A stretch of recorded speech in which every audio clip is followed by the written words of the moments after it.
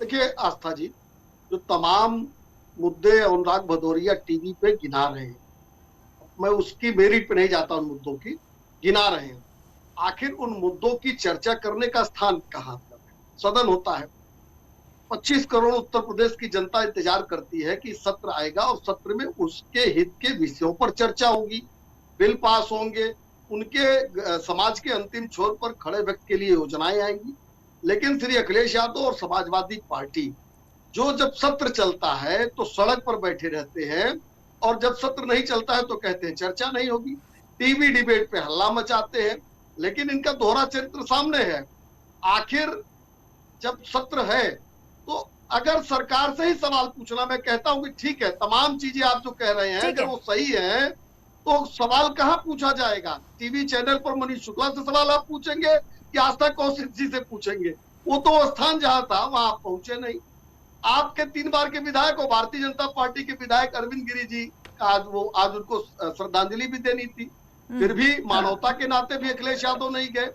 तो आज ये लोग अरे हम लोगों ने रोड पे दी, मुद्दाविहीन है, बैठ के सदन में कलई खुल जाती है। किसी भी विधानसभा जो चिल्ला रहे टीवी पे, अखिलेश यादव से कहते कि जाते सत्र में सब हल्ला मचाते रोड पे दी आपने, आस्था जी इनको नहीं रोकेंगे तो ठीक नहीं है आगे हम भी। अनुराग जी जवाब पूरा होने दीजिए, ये जवाब पूरा होने दीजिए अनुराग जी, दोबारा काउंटर का मौका मिलेगा। क्योंकि अखिलेश यादव को खूब पता है कि अगर संसद में, अगर सदन में, विधानसभा में चर्चा हो जाएगी तो ये झूठी बातें जो करते रहते हैं समाजवादी पार्टी के लोग, जो हल्ला गुल्ला मचाते रहते हैं, उसकी कलई खुल जाएगी।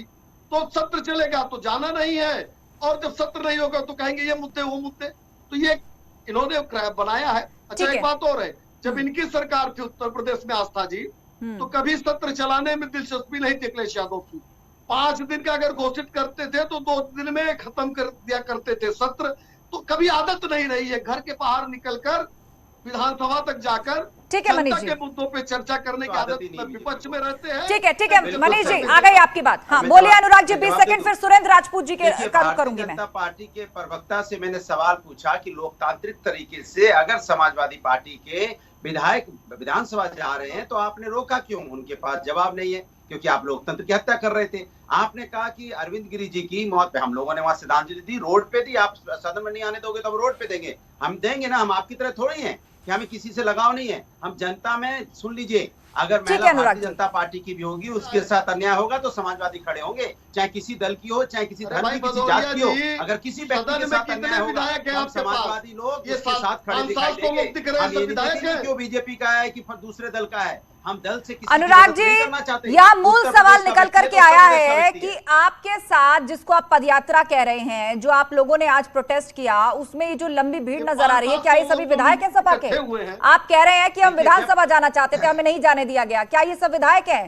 क्या इन सबको लेके विधानसभा में घुसना चाह रहे थे आप? जब आप विधायकों को रोकेंगे और उनको रोक के जाने आगे नहीं जाने देंगे तो उनके सपोर्टर तो आएंगे ही। भाई आखिर मेरे नेता को क्यों रोका गया है? आप कानून और नियम है कि नहीं? उसके बाद आप बोलते हैं 500-700 लोग थे, सबको विधानसभा के अंदर डाल दिया जाए। समाजवादी सपोर्टर जाते हैं विधानसभा में, तो जंगल राज बनाना चाहते हैं। ठीक है अनुराग जी, आपने नहीं, ठीक है अनुराग जी, इतनी लंबी चौड़ी भीड़ दिख रही है वहाँ पर, क्या वो सभी सपा के विधायक? 500-700 लोग हैं पूरे।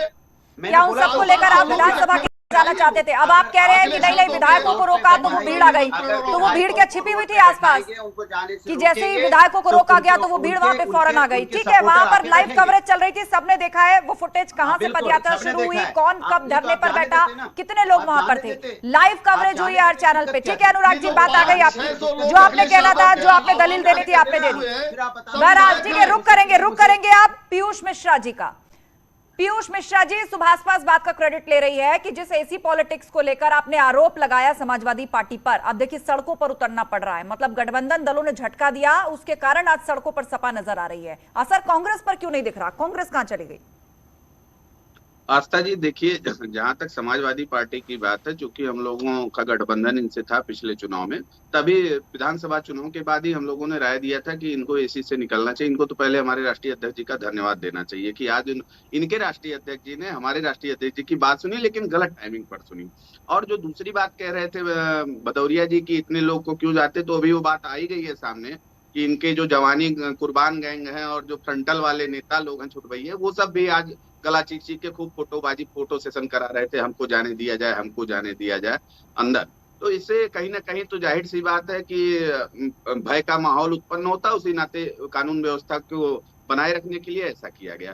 नंबर दूसरी बात, जिन चीजों की तख्ती और प्लेट लेकर आप हाथ में नाच रहे थे सड़क पर, उसको आप अंदर ले जाकर अगर अपनी सदन में बात रखते कि कैसे सामाजिक न्याय समिति की रिपोर्ट लागू होगी, जिन जातियों को आप एसटी में करने के लिए 2013 नहीं पीयूष जी ये बताइए सपा ने कहा कि हम जनता के मुद्दे लेकर सड़क पर हैं, हालांकि प्रोटेस्ट का तरीका क्या था, टाइमिंग क्या थी, कितने लोग थे, उन पर सवाल हैं, लेकिन आप भी कह रहे हैं हम जनता के मुद्दे उठाएंगे, लेकिन ओपी राजभर ने तो पूरी तरह से किनारा कस कर लिया।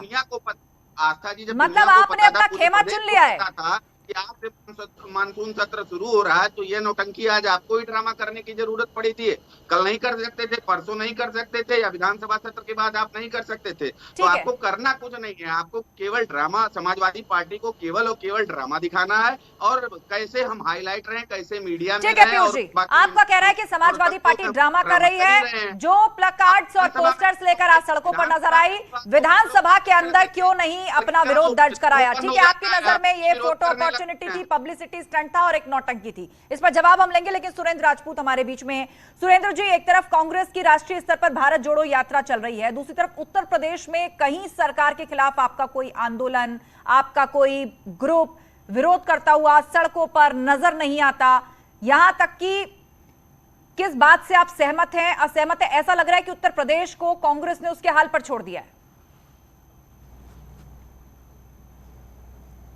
दो बातें बड़ी स्पष्ट हैं आस्था जी। कहते हैं ना कि दोनों ही पक्ष आए हैं तैयारियों के साथ, हम गर्दनों के साथ हैं वो आरियों के साथ। हम राष्ट्रीय स्तर पर, जिसमें उत्तर प्रदेश भी आता है, भारतीय जनता पार्टी के कुशासन के खिलाफ लड़ रहे हैं, कश्मीर से लेकर कन्याकुमारी तक, अटक से लेकर के कटक तक। तो उत्तर प्रदेश उसमें ही शामिल है। हमारे सिर्फ 2 विधायक हैं, वो 2 विधायक सदन में अपनी बात रखेंगे।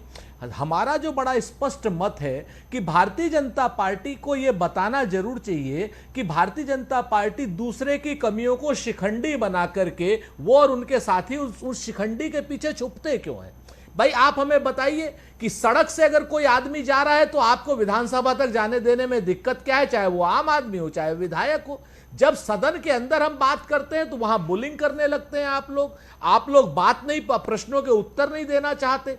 और जब आप सदन चलाने की बात करते हैं तो पिछले 6 साल का अगर रिकॉर्ड देखें भारतीय जनता पार्टी का, तो पूर्ववर्ती सारी सरकारों से सबसे ज्यादा खराब अगर उत्तर प्रदेश का किसी का रिकॉर्ड है तो भारतीय जनता पार्टी शासित सरकार का है 2017 से 2022। मनीष शुक्ला से इस पर जवाब लेते हैं। ना तो चर्चा करना देना चाहते ना यहां पर और ना ही लोकसभा के सदन में। जिस तरीके से उन्होंने कृषि कानून पास करवाया था राज्यसभा में, क्या वो ठीक था? जिस तरीके से अन्य कानून उन्होंने पास करवाए थे राज्यसभा में और लोकसभा में बुलिंग करके, क्या वो ठीक था? कौन सी चर्चा ये लोग कराते हैं, जरा हमें बताए तो। सदन के नाम इसका जवाब मनीष शुक्ला से ले लेते हैं। मनीष जी, विपक्षी पार्टियां ये कह रही हैं, खासतौर पर कांग्रेस पार्टी, सपा ने कह दिया कि सड़कों पर आप प्रदर्शन को चलते हैं, तानाशाही रवैया, और सदन के अंदर आप चर्चा नहीं चाहते, ये कांग्रेस का आरोप है। देखिए, मैंने पहले कहा कि जो विजुअल दिख रहा है 500-600 लोग जिसको देख रहे हैं, 500-600 विधायक तो सपा के पास नहीं है, जहां मुझे जानकारी है। भदौरिया जी निकाल लिए हो कहीं से तो मैं नहीं कह सकता। रही बात सुरेंद्र राजपूत जी की, तो मैं जाना तो नहीं चाहता था, लेकिन जो हाल अखिलेश यादव जी का उत्तर प्रदेश में है वही हाल राहुल जी का दिल्ली में है। वहां भी सदन जब चलता है तो ये लोग बाहर नजर आते हैं, सदन में गैर जिम्मेदाराना रवैया है, उपस्थित नहीं रहते। सुरेंद्र जी, पूरा उत्तर प्रदेश देखता है न्यूज 18 यूपी का। आपके नेता राहुल गांधी की सदन में उपस्थिति क्या है, कितनी परसेंटेज है, बता दीजिए, समझ में आ जाएगा। और 10 साल यूपीए की जो सरकार चली उसमें सदन कितने दिन चला, और नरेंद्र मोदी जी के नेतृत्व में जो सरकार चल रही है उसमें सदन कितने दिन चला है, तो रिकॉर्ड की बात है, सामने आ जाएगी। तो आपको लगता है कि जितनी गंभीरता से योगी आदित्यनाथ जी की सरकार, इसका जवाब देना चाहते हैं सुरेंद्र राजपूत?